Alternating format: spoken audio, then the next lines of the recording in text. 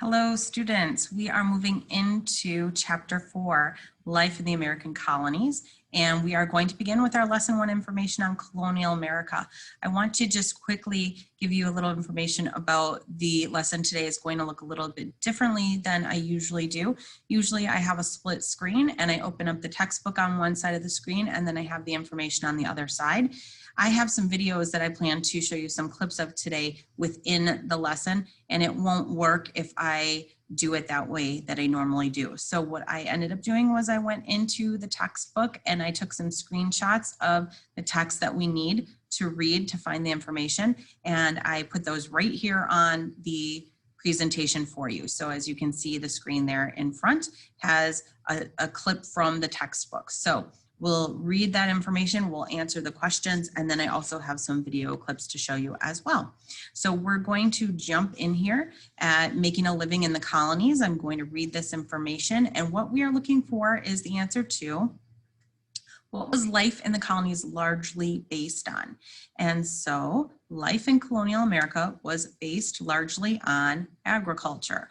Most colonists farmed or made their livings from businesses related to farming, such as milling flour. So we got our first answer right there. We're going to pause and put in that answer. Life was largely based on agriculture. So agriculture is farming.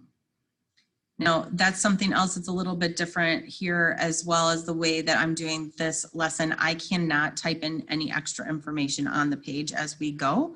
So agriculture is farming. If you need to include that in your notes to remember, then please add that in, okay? So our second question is, what played an important role in economy? And we will continue from where we left off. Geography played an important role in the colony's economic development. Colonists learned to adapt to the climate and terrain of the region where they lived. So geography is our answer there. And we are going to spend some more time looking at geography of the different regions, how they make a difference in what kind of jobs they have, what kind of farming they do, what kind of lives they live, who does the work, all of those kinds of things. We're going to focus on that in another lesson, but this is just an introduction to that information. I'm going to pause just for a quick moment so that you can make sure that you have those answers typed in.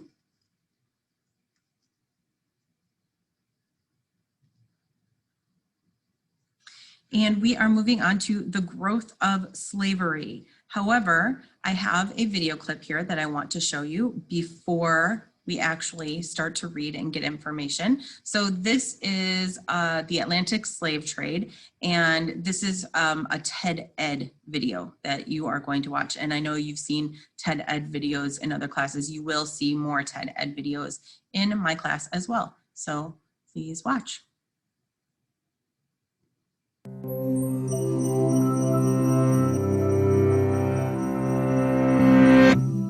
Slavery, the treatment of human beings as property, deprived of personal rights, has occurred in many forms throughout the world. But one institution stands out for both its global scale and its lasting legacy.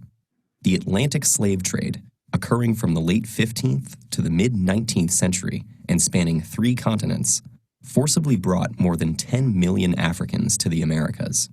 The impact it would leave affected not only these slaves and their descendants, but the economies and histories of large parts of the world.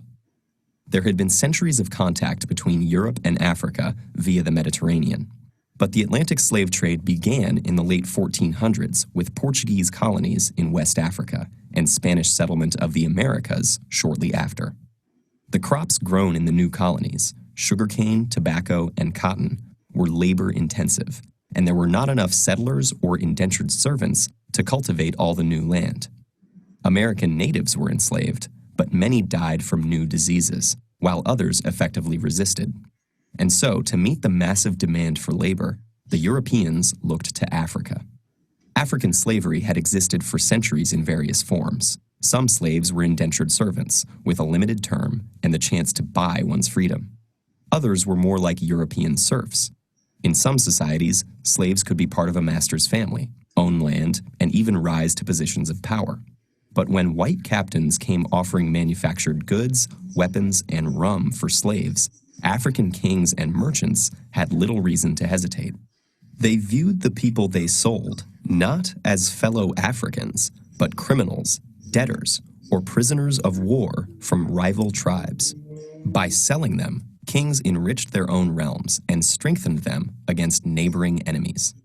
African kingdoms prospered from the slave trade, but meeting the Europeans' massive demand created intense competition. Slavery replaced other criminal sentences, and capturing slaves became a motivation for war rather than its result. To defend themselves from slave raids, neighboring kingdoms needed European firearms, which they also bought with slaves. The slave trade had become an arms race, altering societies and economies across the continent. As for the slaves themselves, they faced unimaginable brutality. After being marched to slave forts on the coast, shaved to prevent lice, and branded, they were loaded onto ships bound for the Americas. About 20% of them would never see land again.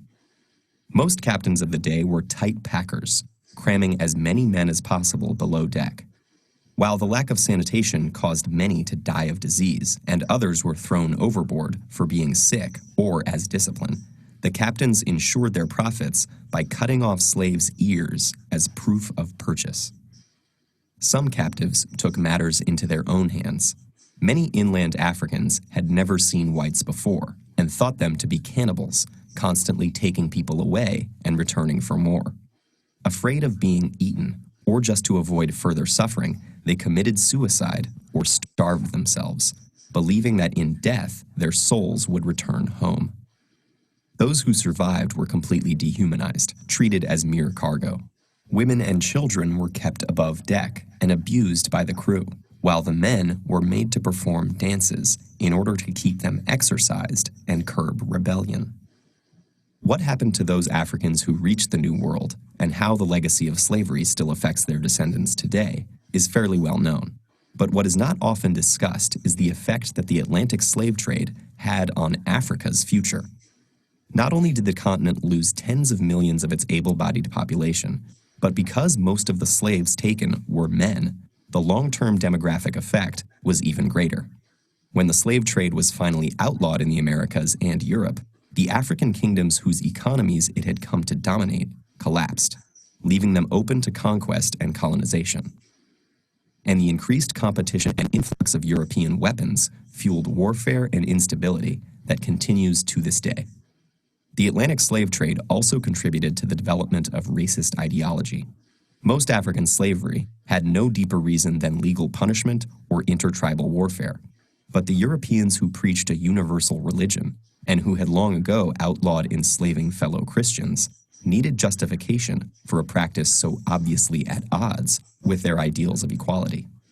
So they claimed that Africans were biologically inferior and destined to be slaves, making great efforts to justify this theory. Thus, slavery in Europe and the Americas acquired a racial basis, making it impossible for slaves and their future descendants to attain equal status in society. In all of these ways, the Atlantic slave trade was an injustice on a massive scale, whose impact has continued long after its abolition.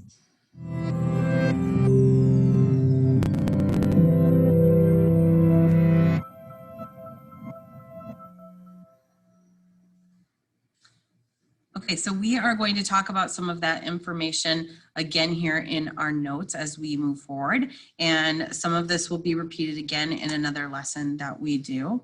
And so we will look here at the growth of slavery, and we're looking for what created an increase in slavery. So I will read the text that's here on the right. By the time Europeans were sailing to the Americas, slavery was widely practiced in West Africa. Many West African kingdoms enslaved those they defeated in war. Slave traders from Arab lands bought some of these enslaved people. Others were forced to work in gold mines or farm fields. The arrival of Europeans in the Americas created a huge new demand for enslaved workers. Colonists needed a large labor force to work on their plantations.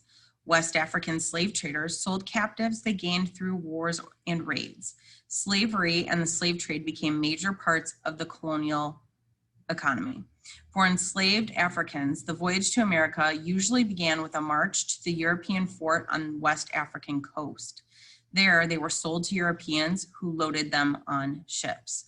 So, what created an increase in slavery? That would be here, the arrival of the Europeans in the Americas. They forced them to work on plantations. They needed more people to do the work. Originally, Europeans were using Native Americans as slaves, but they brought their diseases with them, and the Native Americans weren't able to fight off those diseases, so most of them died either from disease or from overwork. So they needed to find a new group of people that they could use as slaves. And so they went to West Africa, and that is where they brought slaves. And so then number two, how did the voyage to America begin for Africans? It says right here with a march to the fort on the West African coast, and then they were sold to Europeans, and then they were loaded on ships. So I also added in some information here, and it may have been mentioned in that video too. I can't remember if it exactly said these things, but once they were brought to the coast, then they were going to be forced upon the ship. And so to bring them there, they tied them together with ropes around their necks and their hands, and they also branded them. And they did mention that in the video, that they were branded. So I don't know if you know what branding is, but it's something that's a common practice that's used on animals, that farmers use on animals to keep track of their cows or their sheep or whatever animals that they have that they're using, because they're not like farms today where they're kept in fenced areas. They just roamed about. So they would brand them so that if they, strayed away from their flock or their group, that their herd, then it would be known who they actually belonged to, and they would be returned. So they did the same thing to humans, to these Africans, that they branded them. And to brand, what they would do is use a metal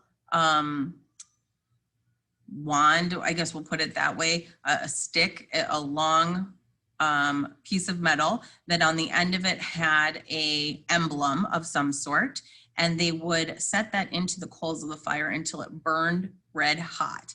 And when it burned red hot, then they would remove it from the fire, and then they would press it firmly on the skin, on the flesh of an African, and that would burn that emblem into their skin. So already starting off very inhumanely as they are being pushed aboard these ships to be sold into slavery.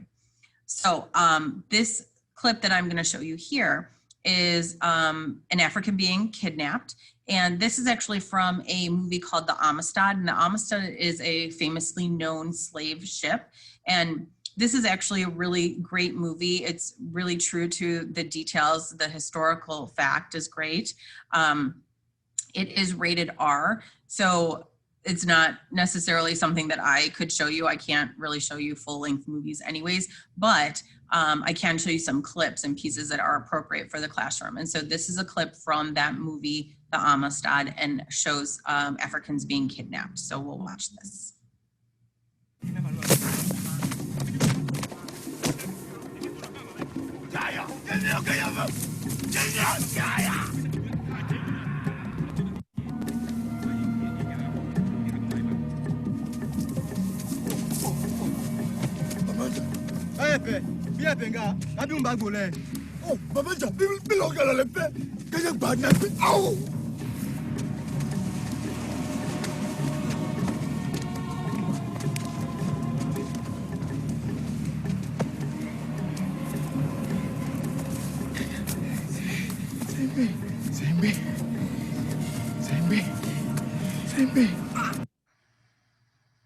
Okay, so that showed him being kidnapped right outside of his village.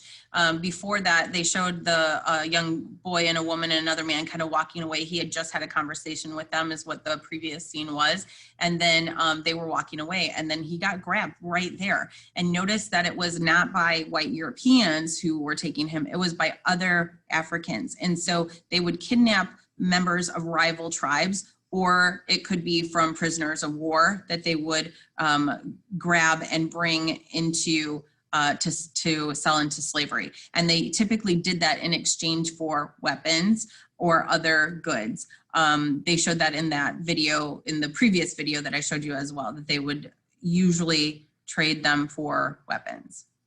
And we'll move on here to our next heading, which is the Middle Passage. And we are looking for what was this voyage called, and I will begin to read here again. The trip across the ocean was called the Middle Passage. This name came from the fact that it was often the second or middle leg of the three-part route known as the triangular trade. People called this route triangular because as the ships traveled between their destinations, their paths formed the three sides of a triangle. I'll pause there for a moment. You probably could have guessed the answer to this question immediately because the title of the section was called the Middle Passage, but that is what this voyage is called, the Middle Passage. And this was the middle leg on the triangular trade route. And we're going to talk more about the triangular trade route as well and the types of things that were traded along this trade route. I'll give you a moment to write that in.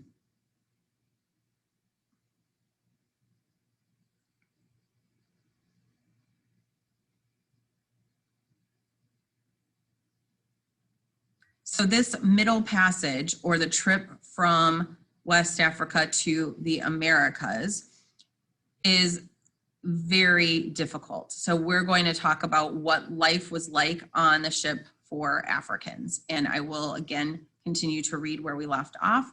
The Middle Passage was a terrible ordeal. Chained together for more than a month, prisoners could hardly sit or stand. They received little food or water. Africans who died or became sick were thrown overboard. Those who refused to eat were whipped. Those who survived the Middle Passage faced another terror when they reached the American ports, the slave market. There they were put up for sale as laborers to plantation owners. So we have a handful of things that we're going to put here in this answer for what was life like for Africans. And then I will kind of give a little bit more information about it as we go through. So I'm going to put it up there so that you can start to type in the information. So I also have some images that I'm going to show you of this as well to help make you understand it a little bit better. So they were crowded together below deck. They were barely able to sit or let alone stand. Sitting was even difficult in most cases. And like I said, I'll show you some images of that. They were chained together even while they were on the ship. They got little food or water. And in fact, they did not feed all of the slaves. If they felt that a slave was too weak and wasn't probably going to make it, they would not feed them. And then slaves that died or became sick were thrown overboard. And then if they refused to eat, they would whip them to force them to eat. They actually had other ways to force them to eat, which we'll see in another assignment that we do. But the reason why they did that, why they forced them to eat, was because they did not want them to die. They wanted them to be able to make it on the trip so that they could sell them and make money off of them. So it was important for them to make it the entire way. They often crowded somewhere between 200 and 400 slaves on ships, and knowing that a good percentage of them were not going to make it the whole way, so that they still had enough slaves that they would be able to sell and make money off of this whole ordeal. I'm going to pause there in case you haven't had time to write that information in yet.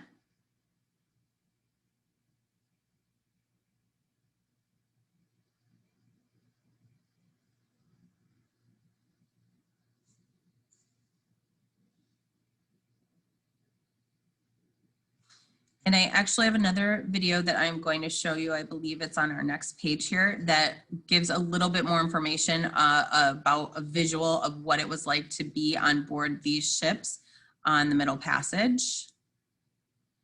Oh, we'll get to it in a moment. So we'll answer number 3. Actually, we read it in that section too. What was waiting for slaves when they reached America if they survived?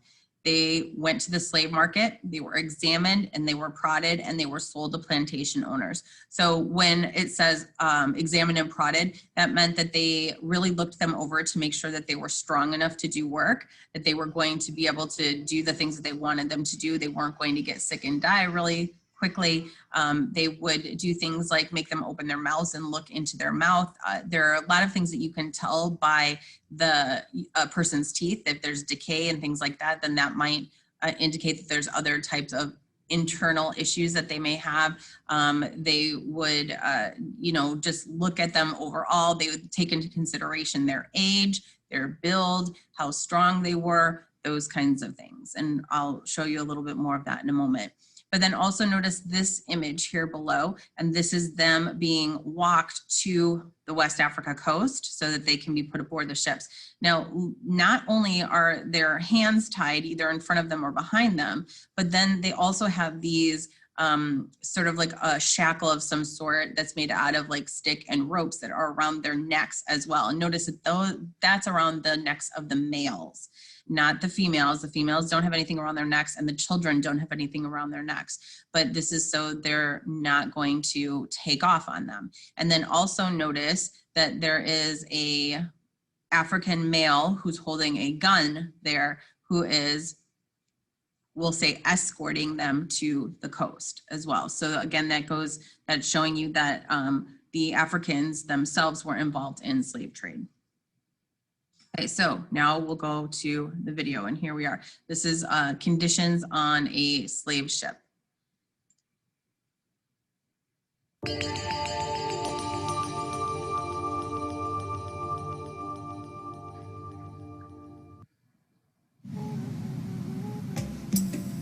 Historians estimate that between 1500 and 1870, more than 11 million men and women were carried across the Atlantic Ocean in ships like these. The passengers were forcibly transported from Africa to the West Indies, Brazil, or other lands of the Americas. These people were enslaved Africans, and their lives on board the slave ships were filled with pain, suffering, and death. In the 1500s, Europeans saw enslaved Africans as a source of inexpensive labor for their colonies. European planters established plantations or huge farms in North America, South America, and the Caribbean. As the plantations grew, more slaves were needed to work on them.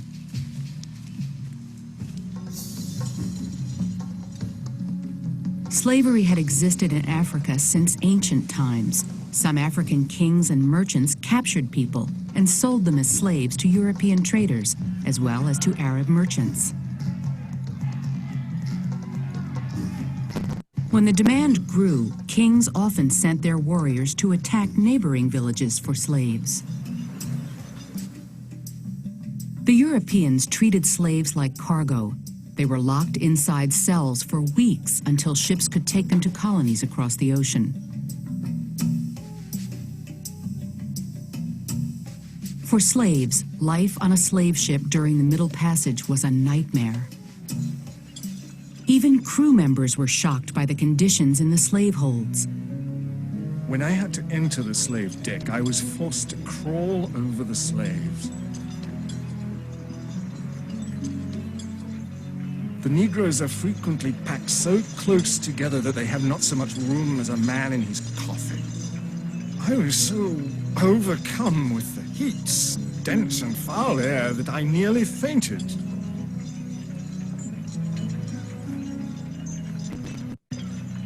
It was only with assistance I could get on deck. Alexander Falconbridge. Although the transatlantic slave trade, the bringing of slaves from Africa to the Americas, was abolished by U.S. law in 1804, some traders chose to ignore the law. They continued to capture Africans and transport them across the Atlantic. Okay, so there we saw a little bit of conditions of what it was like on a slave ship. And of course, that was a documentary, a reenactment, right? So the next here is an image of a slave ship, a diagram of the slave ship. And so you can see here from the side view where I have my little cursor pointing, these are all African slaves that they have lined along that whole bottom deck, and then the next deck up. And then they even use the partial decks that they have there. And so then when you look at this top part, you'll see how they are lying there, shoulder to shoulder. In a lot of cases, they lay head to toe or head to foot, but they really take up every available space. You'll see here in the center how they just threw some extra bodies in between there just to take up that space. They didn't want that space to go to waste. Now, you're probably thinking, well, it looks like they're laying down. Yeah, that's basically the way that they traveled. Remember in that part that we just answered, it was very difficult for them to sit, let alone stand. In that part that it just showed in that last video, him trying to crawl through where all of the slaves are laying, he basically crawled over top of them to get through the deck down below. So this is what a typical slave ship would look like, packed with slaves. So here's a couple different views as well. This one down here at the bottom is a lot like what we just saw in the video, how they were kind of able to sit there. They're definitely not able to stand and move about, but also notice that they're still chained together. I mentioned that in the notes as well, that they, even on board, were chained together, either at their feet or at their hands, so that they weren't able to have any sort of rebellion or fight back. And then over here on the left is even a worse situation, that they stack them really on top of each other. And look, there's no way they can even sit up. They've got just mere inches in between the next plank that's above them, and they lay like that. And again, you can see that there are chains in between their feet here on this plank. You can see that. And so they're still even chained together. Even in that situation where they really can't move at all, they still have them chained together below deck. So they would bring slaves up above deck regularly. And if they were sick, or if they were dead, they would throw them overboard. Now, a lot of times they would throw them overboard when they were still alive. And so what they would do, and it doesn't really portray it in this image, but what they would do was chain them together and then throw them overboard, put something heavy at the end, and so that it would drag them down in the ocean. So some of you may be automatically thinking like, oh, well, if they got thrown overboard and they were still alive, maybe they could possibly swim and make it and stay alive. But that's not the chance. They're not even given that chance, because they chain them together to weight them down and they get pulled to the bottom. However, they are out in the middle of the ocean. There's nowhere that is nearby for them. So even if they somehow were able to escape those chains or weren't being held down, their ability to survive would be probably 0%. Okay, and then over here on the right are pictures of slaves being brought to the slave market or the slave auctions. So you can see up here in the top, they've got, it looks like a family, but they are probably not actually a family. They're probably just being sold together as a unit, a male, a female, and a child. Now, most slave owners weren't interested in children, especially infants, because they will do nothing for them. So in some cases, they may have, quote unquote, thrown in a child with the deal. So they maybe paid a discounted price because a child had to come with. Because it's another mouth to feed, and it's something that they're not going to get a return on for numerous years. So they, of course, wanted males more than they wanted females as well, because males are typically stronger and they can do that harder kind of labor. But they're looking for males and females primarily between the ages of, let's say, 16, maybe 15 even, and around 40 or so. Those are years where they're going to be at their strongest, at their healthiest. And so that's what they're looking for. And then you'll see here that we have the slave being examined before purchase. So I said that they will like look into their mouth and they will examine other parts of them. They'll probably have a physician there to sort of look them over to see if they're healthy. And that's what's happening there in that photo. Okay. So our last piece here is the life of the slave. This one I couldn't fit on the page with the other information, so I'm going to read it separately and then we'll give the answers to that. So We are going to be looking for what are slave codes, and then there's a whole bunch of other stuff we're going to add. So some enslaved Africans on plantations did housework, but most worked in the fields. Many enslaved workers suffered great cruelty. Owners of large plantations hired overseers or bosses to keep the enslaved Africans working hard. Many colonies had slave codes or rules governing the behavior and punishment of enslaved people. Some did not allow enslaved workers to leave the plantation without the slaveholder's written permission. Some made it illegal to teach enslaved people to read or write. Enslaved people were seldom allowed to move about freely or gather in large groups. Punishments ranged from whipping for even minor misdeeds to hanging or burning to death for more serious crimes. Enslaved workers who ran away were punished severely when caught. Although enslaved Africans had strong family ties, their families were often torn apart when a slaveholder sold a spouse, parent, or child. Many of the enslaved found strength in their African roots. They developed a culture that drew on the languages, customs, and religions of their African homelands. Some enslaved Africans learned trades such as carpentry, blacksmithing, or weaving. Skilled workers could sometimes set up shops, sharing their profits with the slaveholders. Those lucky enough to be able to buy their freedom joined the small population of free African Americans. So we're going to move on here to the life of the slave and what were slave codes? Well, slave codes were strict rules that governed both the behavior and the punishment of slaves.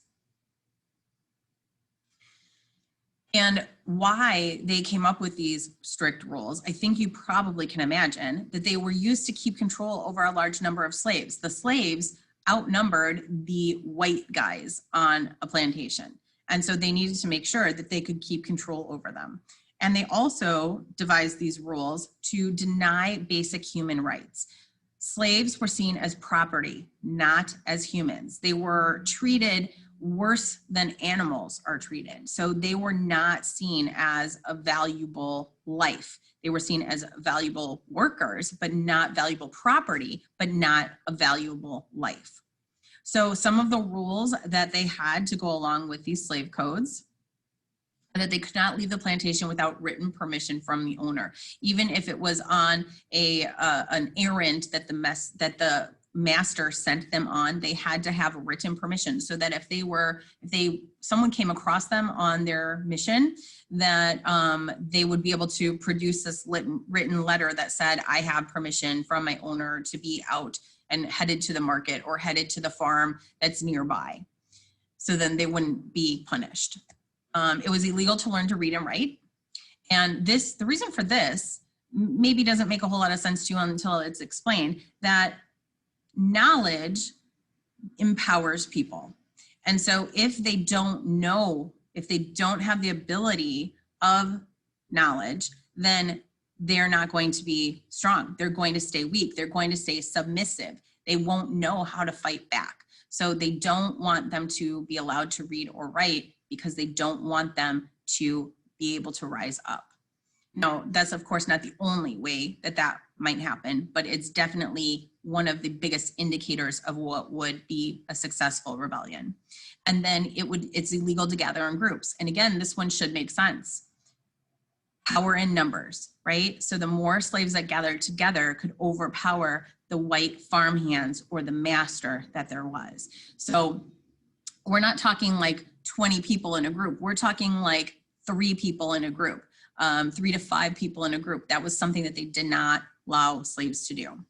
And then we have punishments. They were whipped for minor issues. That's definitely the most common form of punishment used against slaves. I think most of us know that. Even if we haven't learned a whole lot about slavery, we know that. They were hanged or burned for major issues, and runaways were severely punished. Now, most of the punishments did not involve death, once again, because they were valuable property. They wanted to be sure that their slaves were still going to be able to work for them. So when it says they were whipped for minor issues, also whipping typically was on the back of a slave. So they didn't damage their hands, they didn't damage their feet, they whipped them on their backs, which may, depending on the amount of whippings they got or lashings that they got, number of times they were hit, it could be very serious. It could put them out for a couple of days or maybe a week, depending on the severity. But in the end, they would be able to get right back out there again and continue to work. And maybe the owners are thinking, now maybe they're going to think twice before they do something again, or other slaves are going to think twice before they attempt to do something. They would often make all of the other slaves watch these whippings take place as a message. Don't try this. That would be their message to them. Okay, so I'm going to hopefully leave this here for just another minute so that you can go ahead and make sure that you get the information, and then I will talk to you again in a minute.